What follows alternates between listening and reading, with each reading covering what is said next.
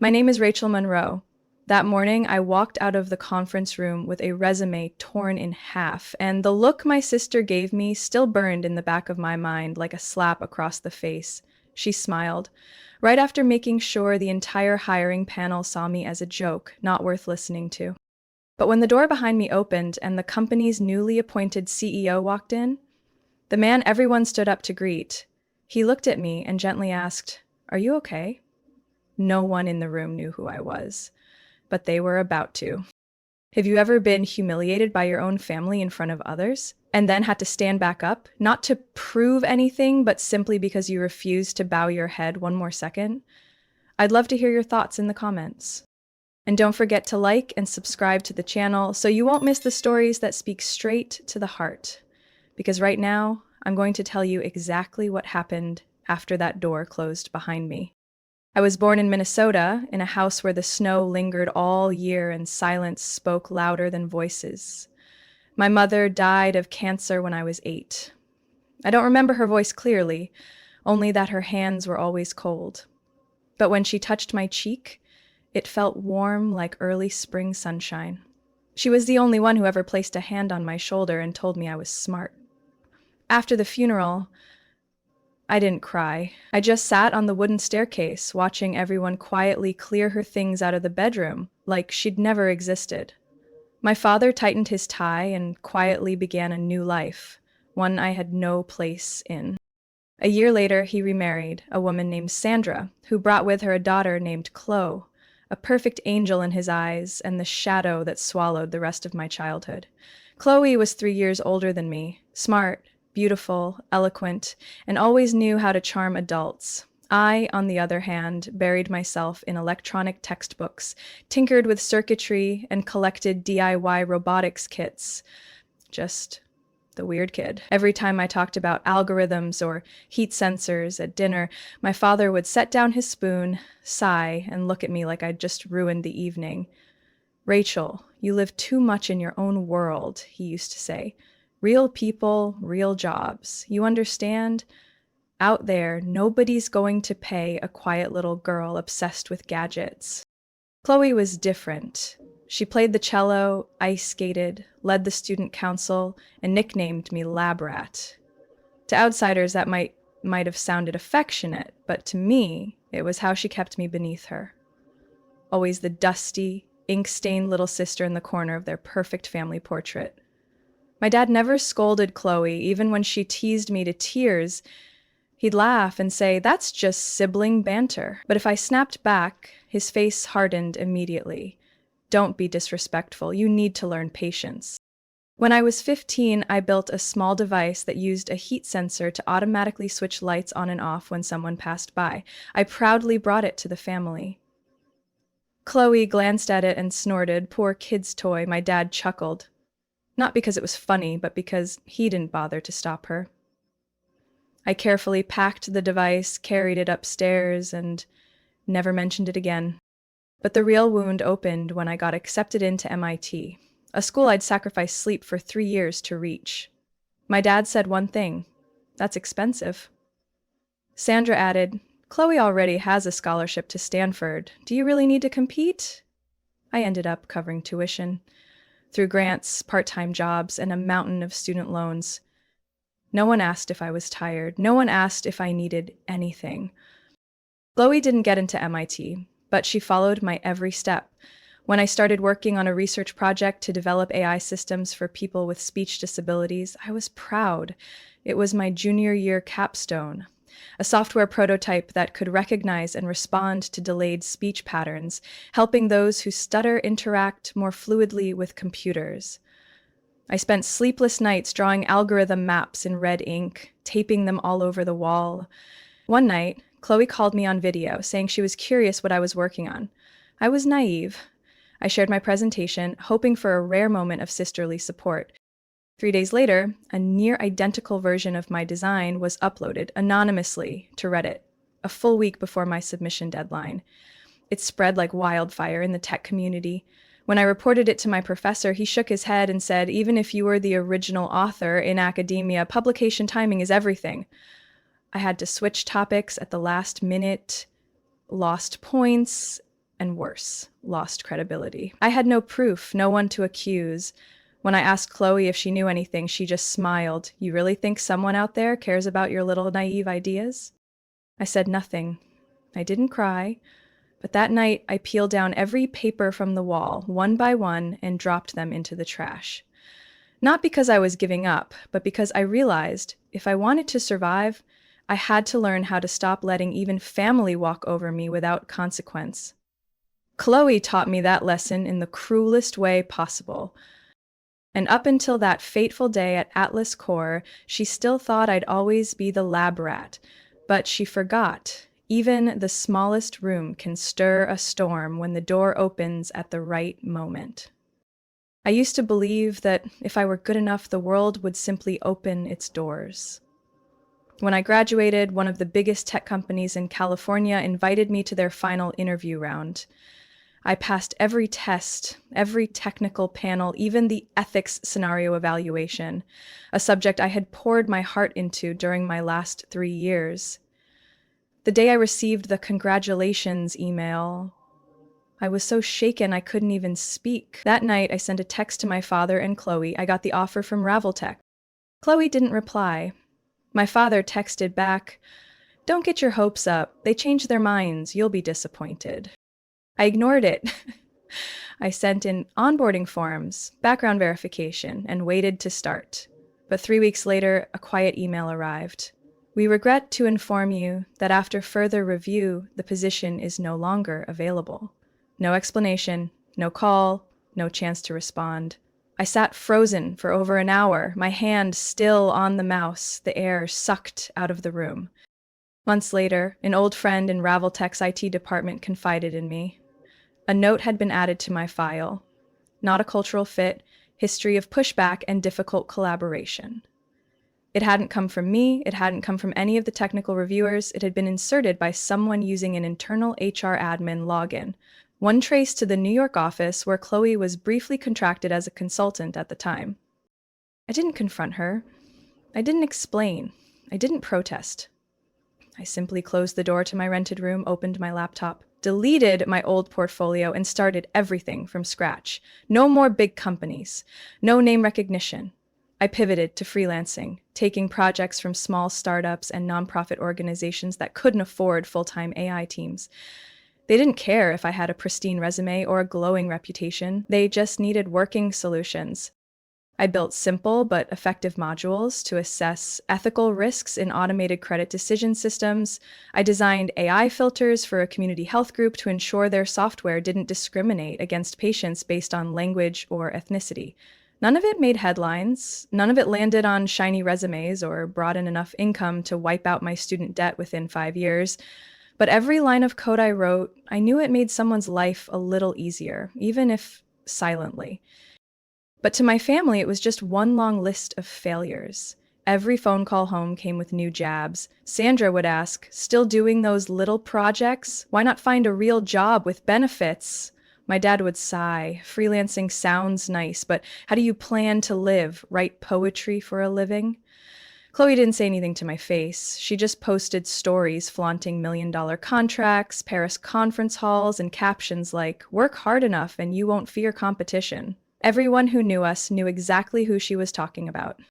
I used to sit in my matchbox-sized apartment, watching the streetlights flicker through the window, wondering if I'd truly chosen the wrong path. Maybe I was the dreamer, the academic who couldn't make it in the real world. Those doubts crept in during sleepless nights, rejection emails, and last-minute project cancellations. When clients ran out of funding, I never told anyone that some months I couldn't pay rent on time and had to ask for deferred loan payments. I didn't say I once knocked on a company's door begging for an unpaid internship just to get my name listed on a published tech product. I smiled when friends asked, saying I was doing contract work. But no one knew that freelance sometimes meant there was no one behind you if you collapsed. I used to think maybe they were right. Maybe I wasn't strong enough, sharp enough. Maybe I'd never be Chloe. Some days, I didn't even have the confidence to respond to messages from people who praised my work, afraid they were just being polite. But still, I opened my laptop, still wrote, Because amid all the unfairness, at least the lines of code I typed were honest. And even if no one clapped, I knew I never had to steal someone else's dream to reach my own. That alone was enough to keep going. I met Julian West on a March afternoon at a small conference in San Francisco where people talked endlessly about the future of tech, but few actually listened to voices on the margins. I came with a short presentation. No polished PowerPoint, no backing from a big name company, just a printed handout and a few pages of analysis I had written in the shared kitchen of my rented apartment. My talk was about how AI systems in healthcare were unconsciously reproducing racial bias from historical data. There were barely more than 10 people in the room, mostly students, a few independent researchers.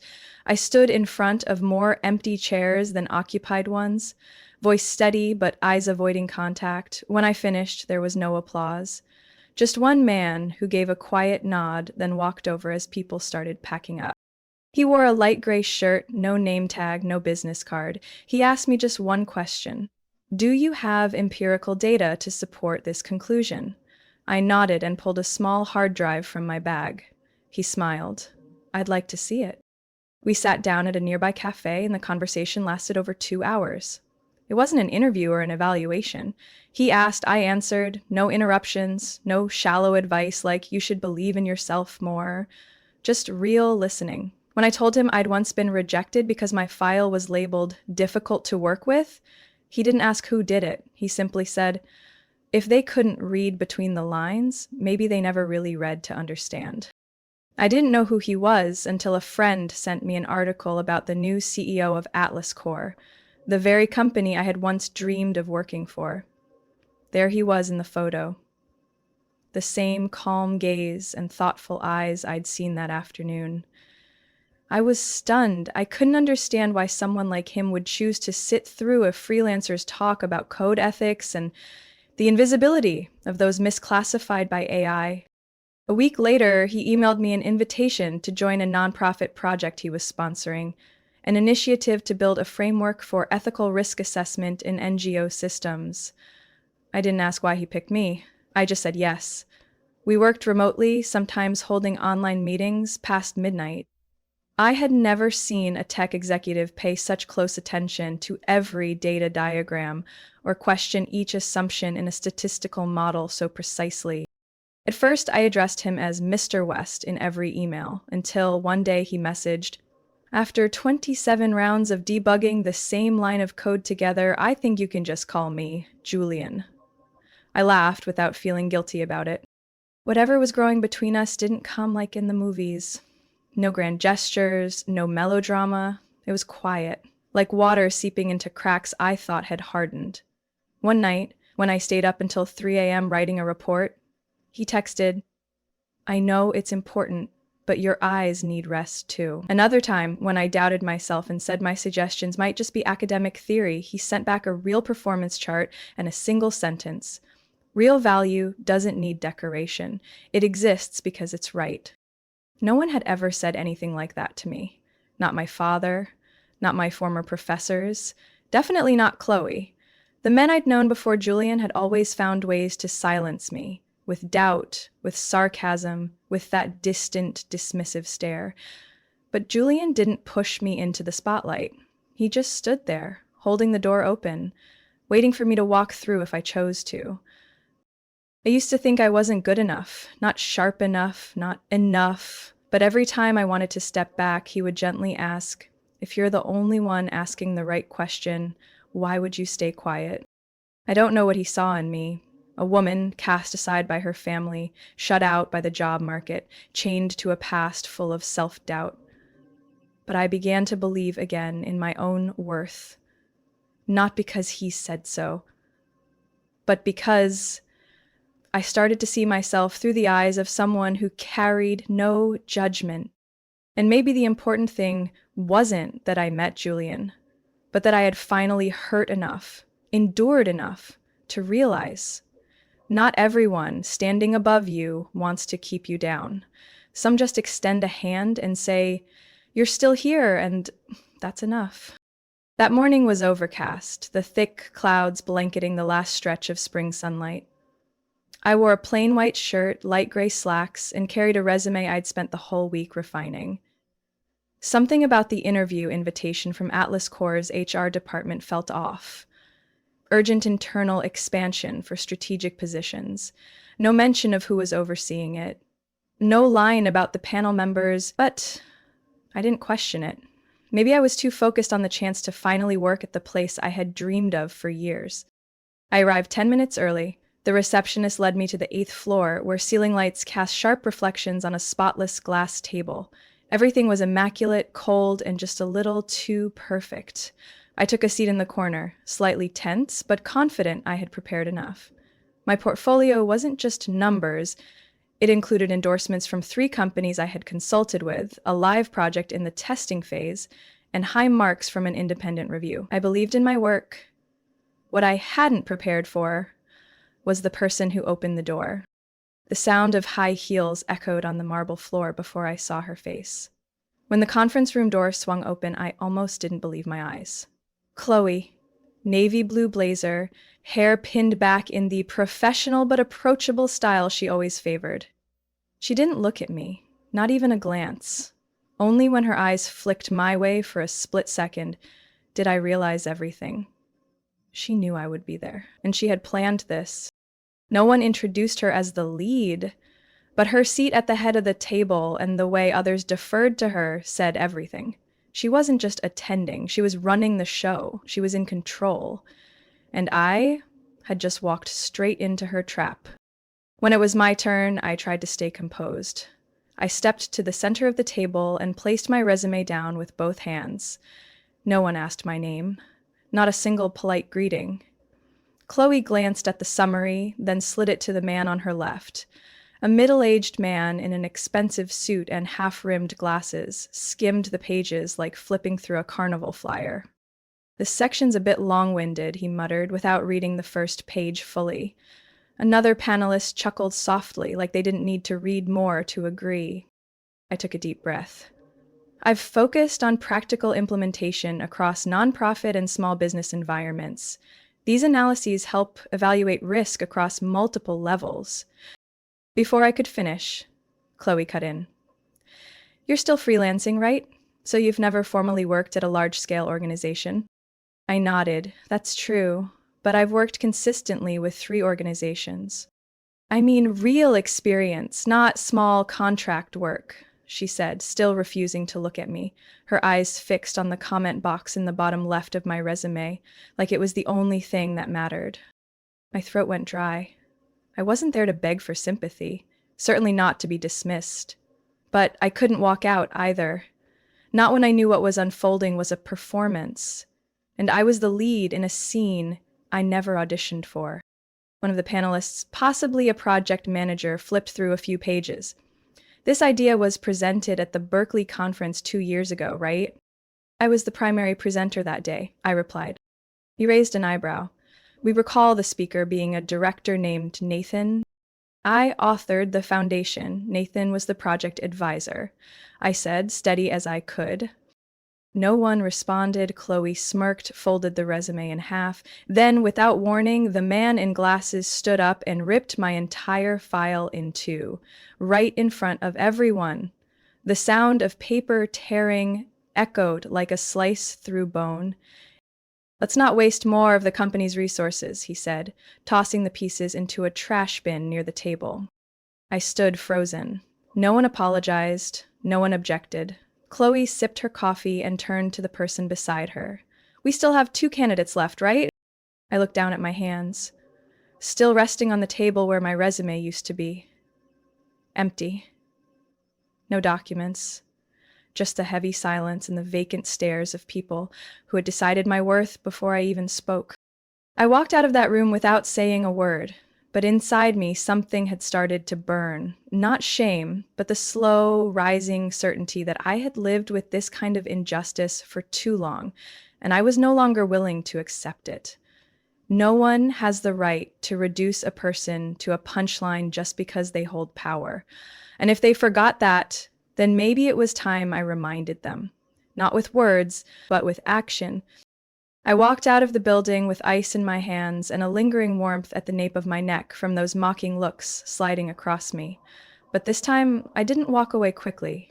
I moved slowly, step by step, as if I needed to feel the ground beneath my feet just to keep from stumbling. I didn't cry. The initial shock soon gave way to a strange stillness, a wordless feeling that I couldn't name. Maybe it was exhaustion. Maybe it was the final sting of realization that I no longer needed to prove anything to them. I stopped at the cafe nearby, the same place Julian and I had sat the first time, poring over project data for the nonprofit AI initiative. I didn't order coffee. I just sat quietly in the corner, pulled from my bag the torn copy of my resume. It was the final version I had printed the night before, complete with experimental data, client feedback, and most importantly, Julian's handwritten confirmation, clearly signed, the ethics risk platform launched in March. Core version built by Rachel Monroe, currently operating at Atlas Core, confirmed by CEO Julian West. I stared at those words for a long time, not to regain my confidence, but simply to remind myself that the truth doesn't vanish just because someone pretends not to see it.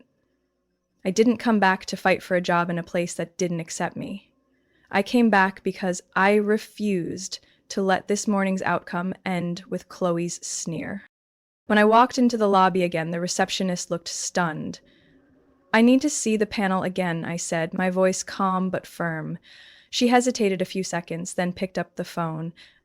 I didn't know if they would allow it. What I didn't know either was that I wasn't the only one stepping into that elevator. When the conference room door opened, every head snapped up, not because of me, but because of the tall figure who slipped in behind me, like a chill wind blowing across a dry desert. Julian. Gray shirt, no tie, eyes as composed as ever. No one stayed seated. Some straightened their chairs. Chloe visibly stiffened. "A random internal review," Julian said, voice even, eyes locked onto Chloe. "I've been informed that a few promising candidates were assessed through an interim process." Then he turned to me and gently laid a hand on my shoulder for a brief second. "Would you like to present anything?" I nodded. Without glancing at Chloe, I placed the resume on the table. "I'm not here to ask for a reevaluation, just to share information the panel hasn't seen." I slid the stack toward the man who tore up my file earlier. He didn't reach for it. Julian quietly picked it up, flipped through a few pages, then laid the first sheet front and center. "Verified documentation directly signed by me," he said. "We're currently running this platform as our internal ethics module. The original version was designed by Rachel." The air in the room thickened, compressed like fog in a pressurized chamber. No one spoke. Chloe sat with a straight back, but her interlocked fingers began trembling. A voice to my left, trying to stay composed, said, "We didn't recognize the candidate as Ms. Monroe." "I thought my name was clearly on the resume," I replied, neither bitter nor evasive. Julian surveyed the table, then paused at Chloe. "It seems some people here don't understand that talent doesn't automatically come from a polished resume." He glanced at the file. "But when someone who literally wrote what you're using every day gets dismissed in 3 minutes with no questions, the problem isn't their skills anymore." Chloe tried to remain calm. "I was just following standard evaluation procedures." "Then who judged her not a fit?" Julian asked, eye unwavering. "And who tore up her resume in front of the entire panel as an official punishment?" No one answered. I didn't look at Chloe. I didn't need to. I saw the balance of power shift in that room, not through revenge, not through yelling, but through truth, through the signature of the one person who had actually seen me for who I am. And that alone was enough to crack every fake wall, piece by piece. The tension grew so thick I could hear my own heartbeat, slow and steady, measuring each second of a truth about to be revealed. Julian opened his laptop and logged into the internal system with the executive account. He projected onto the white wall lines of code, sharp and clear. He didn't say much, just navigated to the internal logs ethics module folder and opened the first file. I'd like everyone to review the access records and actions taken on candidate Rachel Monroe's file during the recent recruitment, Julian said, hands still on the keyboard. A timeline appeared. Internal IP addresses. Timestamps. Access account. C. Bennett, _admin. A panelist furrowed his brow. C. Bennett? Is that Chloe Bennett? Julian didn't respond. He zoomed in on the entry where the evaluation notes were edited.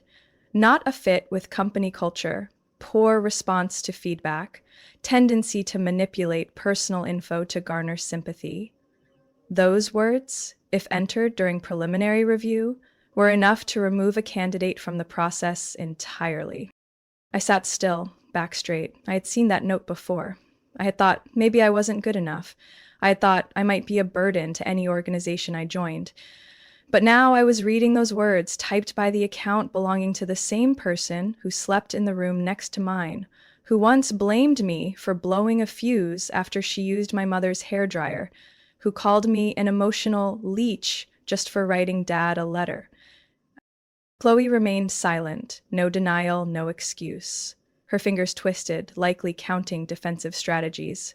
But Julian wasn't finished. He moved to the second folder. An email subject line appeared.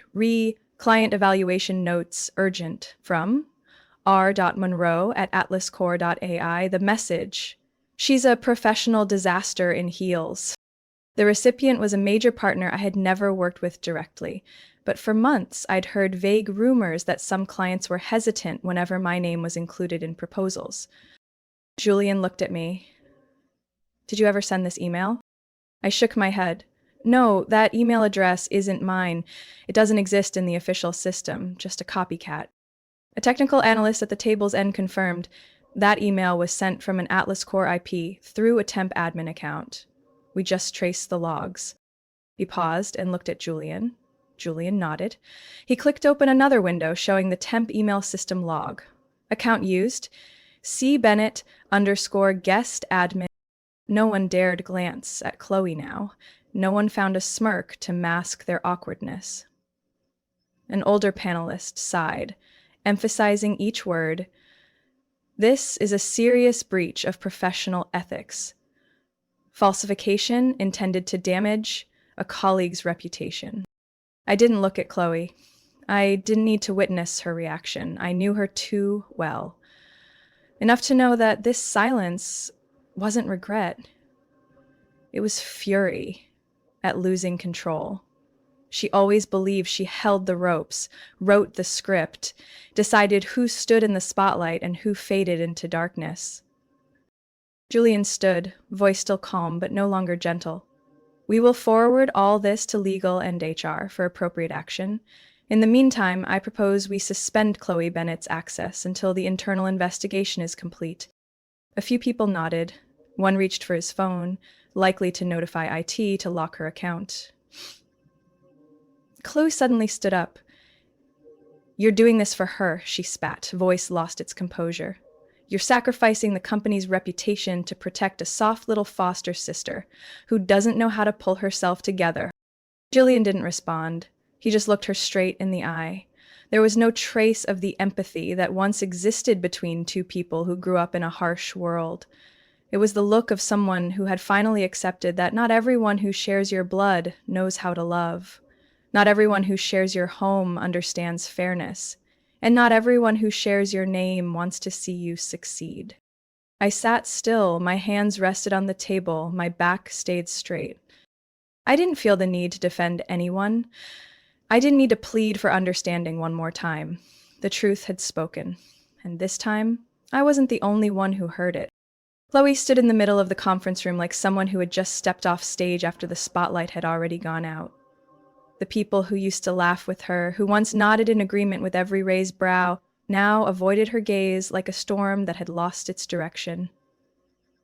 All the privileges she had grown used to, her commanding tone, her confident posture, her knowing glances, no longer stirred a reaction. It was as if she'd slipped out of the very role she had been directing for too long.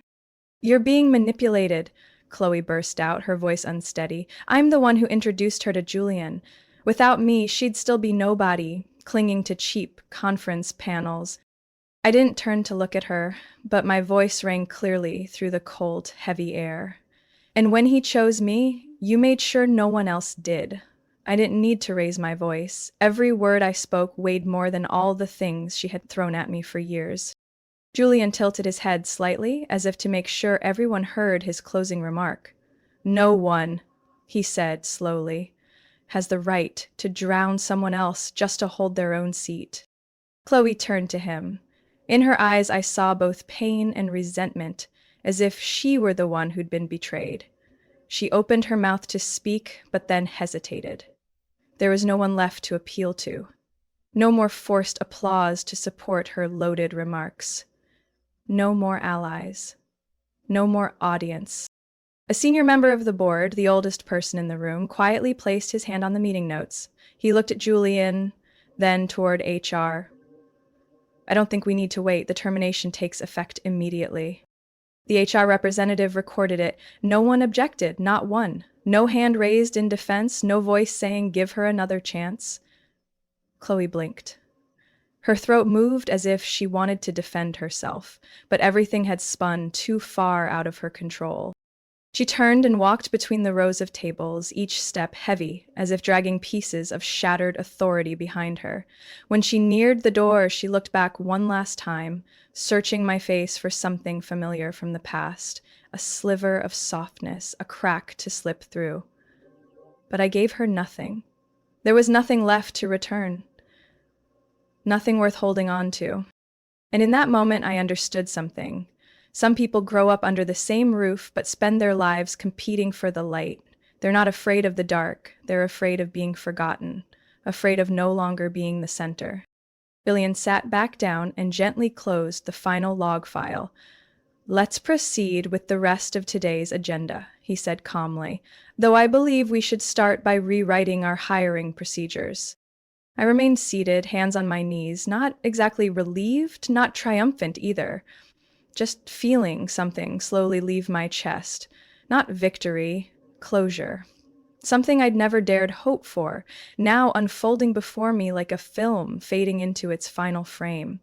And in that silence, I was no longer the sister labeled as the burden. I was the one who had survived and stood tall, without needing anyone to hold me up but myself.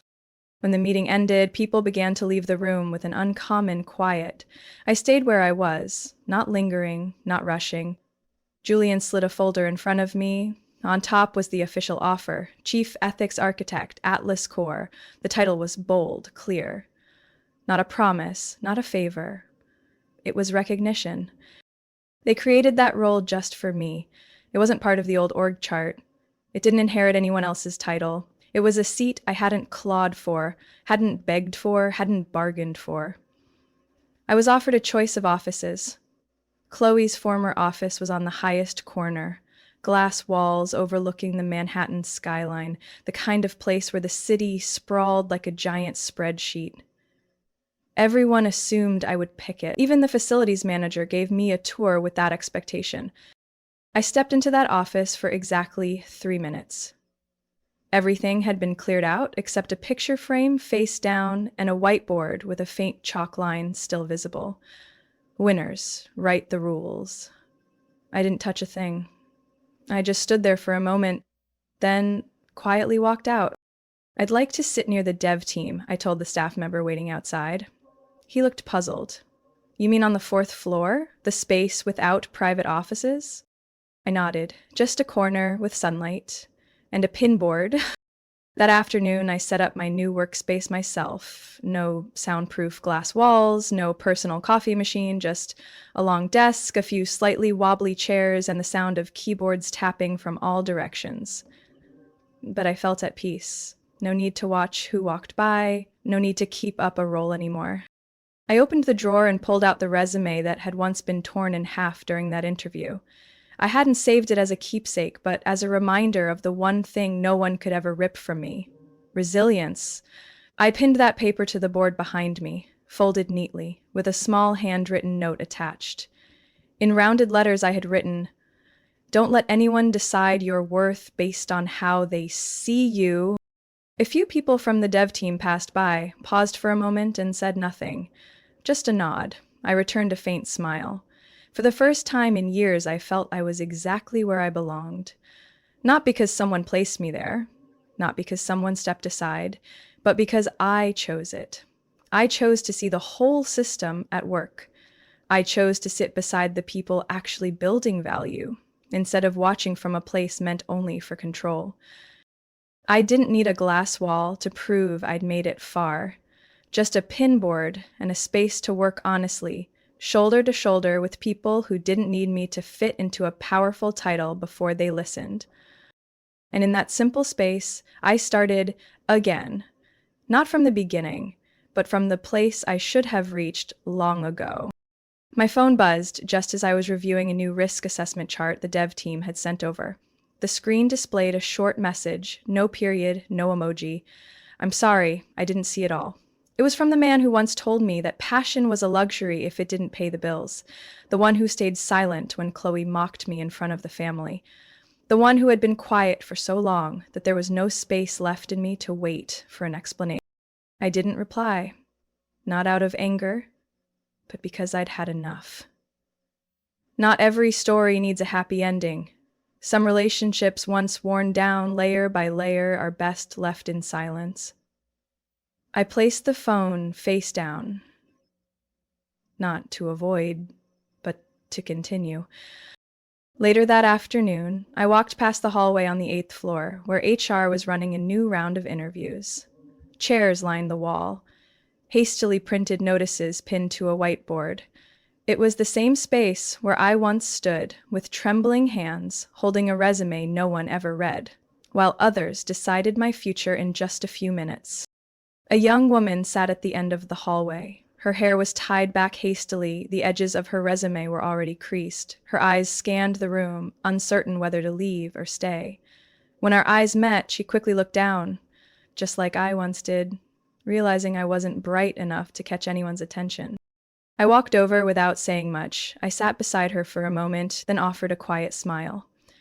If they don't see you, I said, make them look. She looked at me like she couldn't believe those words had come from a stranger. I didn't need her to know who I was. I just wanted her to believe, even if only for a moment. That light doesn't need anyone's permission. I stood up, leaving her with the resume still in her hands. She looked up at me, this time without flinching. What I saw in her eyes wasn't confidence. It was a quiet flame waiting for the right moment to rise. When I returned to my desk, the pinboard behind me still held that old resume, the folds now worn thin. Beneath it, the handwritten line remained untouched. Don't let anyone decide your worth based on how they see you. I didn't take it down. I hadn't forgotten the pain it once caused me, but I kept it like marking a milestone. Not to remember who tried to diminish me, but to remember how I moved past it. Someone once asked me, how did you get out of the dark? I didn't. I created the light. Not bright, not loud, not blinding, just enough to see the path. Enough to know I wasn't in the same place anymore. And maybe that's enough. I don't know if you've ever experienced something like I have, being judged by people who never truly saw you, being cast aside by those who shared your name, and then having to stand back up again, not for applause, but because you were done lowering your head. If you have, I'd love to hear your story, or just your thoughts, even a single line, because I believe each of us carries a small light inside, sometimes dim, sometimes on the verge of going out, and sometimes bright enough to light the way for someone else. You can leave a comment below, tell me what you've had to overcome, or simply how this journey made you feel. And if stories like this one resonate with something deep in you, go ahead and subscribe. Because family, sometimes, isn't just where we belong, it's where the deepest lessons on worth, pain, and healing begin. I'm still writing the next chapters, not just of my own story, but of others like you. Ordinary, courageous people. I'll see you in the stories to come.